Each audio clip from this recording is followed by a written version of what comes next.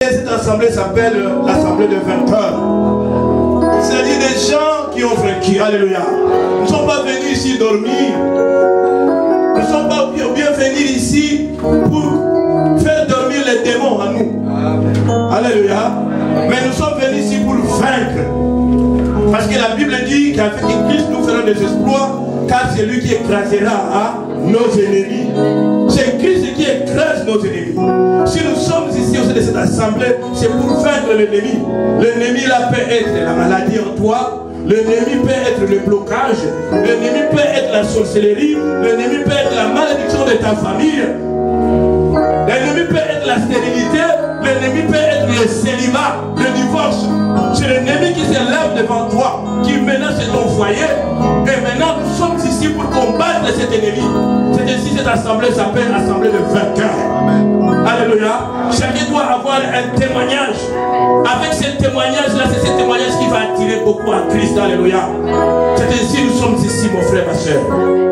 Et il y a une dame qui est venue, peut-être comme toi, comme moi. Et voilà, Dieu a fait des merveilles dans sa vie. Alléluia. Et oui, je ne vais pas témoigner ce que Dieu a fait en elle. Et nous allons inviter maman Julie qui va s'élever avec nos acclamations. Je suis la sœur Julie. Ma fille c'est Cannelle. Elle est là. Si je suis devant vous, je suis venue prier dans cette église comme tout le monde. C'est parce que j'avais un problème. Le problème dont toute ma famille porte. Mon problème c'était la migraine. J'avais une grande maladie, la migraine. Une migraine qui m'a pourri la vie pendant plusieurs années.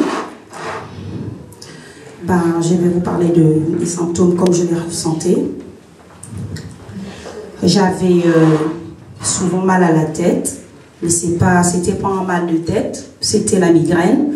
Et la migraine, c'est une maladie qui cogne très fort la tête, violemment. Et cette migraine elle me menaçait tous les jours, tout le temps. Je ne pouvais rien faire. De toute façon, quoi que je voulais faire, à ce moment-là, j'avais des attaques, des crises. Et ces crises, une fois que la tête cognait, ça me cognait les yeux, le front, ça me faisait un bandeau autour de ma tête, les nerfs du cou de se lever, se réveiller, jusqu'à ma nuque.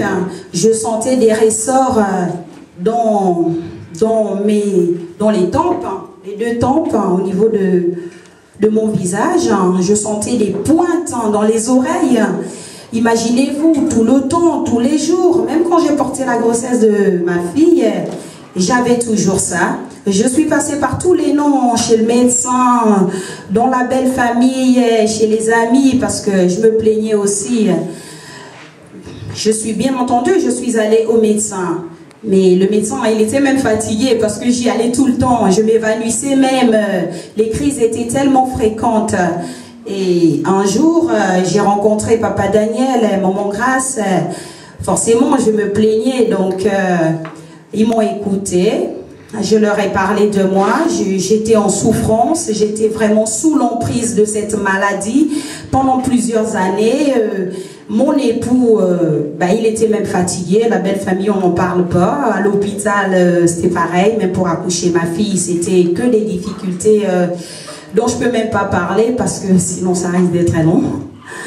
Et puis un jour, j'ai rencontré Papa Daniel, Maman Grâce. Ils m'ont écouté. Ils ont été vraiment là pour moi. Et ils m'ont prêché la parole de Dieu. C'était comme un déclencheur dans ma tête parce que vu la situation difficile que je vivais, je ne savais pas comment guérir, comment sortir, quoi faire, les traitements, tout y est passé pourtant, mais c'était vraiment dur, mon frère, ma soeur, croyez-moi, franchement j'ai souffert plusieurs années. Aujourd'hui ma fille elle a 13 ans, c'était vraiment très dur. Et donc, quand ils m'ont prêché cette parole, c'était comme un déclencheur pour moi. Donc, elle m'a rassurée, je me suis ressentie bien, j'ai même pleuré, j'arrêtais même devant eux, je ne me suis pourtant pas gênée de dire non, j'en ai marre, si ça continue comme ça, je me menaçais à chaque fois de suicide. J'étais vraiment fatiguée. Et puis, dans la foulée, ils m'ont invité à prier ici, à l'église. J'ai même répondu que je viendrais prier. peut-être pas de suite, parce que quand je viendrai, je demeurerai. Donc, un jour, jour pour jour, je suis arrivée ici avec ma fille. J'y ai cru franchement à ce Dieu-là, à ce jour-là, le jour où j'ai rencontré Papa Daniel et ma grâce. J'y ai pensé, mais ma fille a dit, maman, il faut qu'on aille prier parce que on est souvent malade. Même ma fille, elle a été vraiment malade, elle a eu des attaques d'angoisse, d'anxiété. On était vraiment oppressés. Ce n'était même plus de l'oppression, c'était de la folie parce que quand j'avais ces crises, mais vous imaginez, je criais, je faisais carrément des trucs comme faire un fou, quoi. Tellement c'était violent, mais ce n'était même plus la violence de la maladie. Vous imaginez, je vais donner un exemple. Comme un DJ sur sa platine, et à chaque fois il laisse pas la musique respirer, il faut qu'il enchaîne. C'est comme ça que je sentais ces crises dans ma tête, dans mon corps. J'étais foutue, quoi. Donc quand j'ai croisé les serviteurs de Dieu, moi je suis venue prier ici, et même quand je venais prier, c'est bizarre, à ce moment-là j'avais une attaque. Chaque fois, donc je devais dire au pasteur, à maman, non, je peux pas, je sens pas bien, je suis vraiment pas bien, ça me fait mal et tout, les yeux, tout me faisait mal.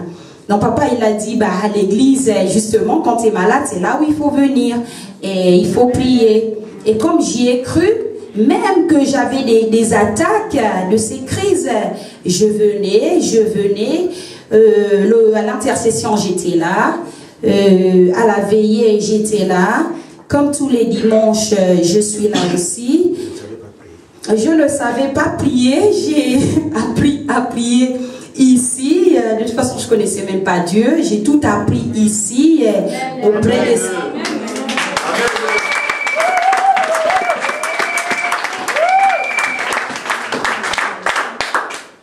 J'ai tout appris ici auprès des serviteurs de Dieu qui ont prié, qui m'ont conseillé, qui m'ont parlé.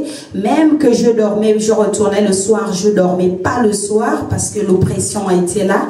Et à force de persévérance, à chaque fois même on finissait la prière, je me mettais toujours là devant, tel que le pasteur appelait les gens qui sont malades. J'étais toujours là, il priait. Et à force de persévérance aujourd'hui, mon frère, ma soeur, je me rappelle bien de cette date où ma fille et moi on a mis les pieds ici. C'était août 2010 de l'année dernière jusqu'à aujourd'hui, jour pour jour. Je n'ai fait aucune crise de migraine et là je glorifie Dieu. On peut tous acclamer le pasteur Daniel parce que c'est vraiment un Dieu et vraiment grâce. C'est vraiment un servant de Dieu. Alléluia. Nous allons appeler Canel, sa fille.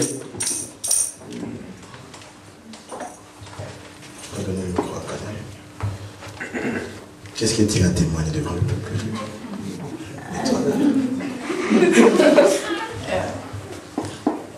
Mets ton micro devant toi, tu témoignes ce que Dieu a fait. Dieu a beaucoup changé nos vies parce que pendant un moment nous habitions. Oh, mais maman! Nous habitions au foyer. Et quand on a rencontré Maman Grâce et Papa Daniel, ils ont beaucoup prié pour nous. Ma mère a beaucoup changé. Avant, elle n'était même pas comme ça. Moi aussi j'étais malade. La mère éternelle.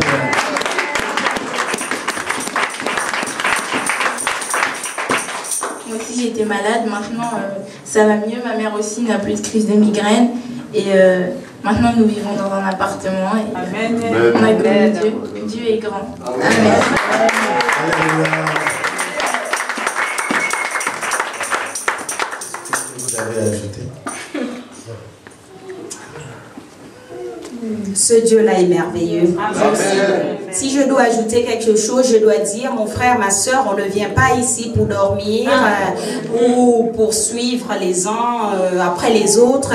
Nous sommes vraiment là pour nous sortir des problèmes, tout ce qui nous poursuit dehors, tout ce que nous on pense impossible. Ce Dieu-là, justement, c'est le Dieu de l'impossible au possible.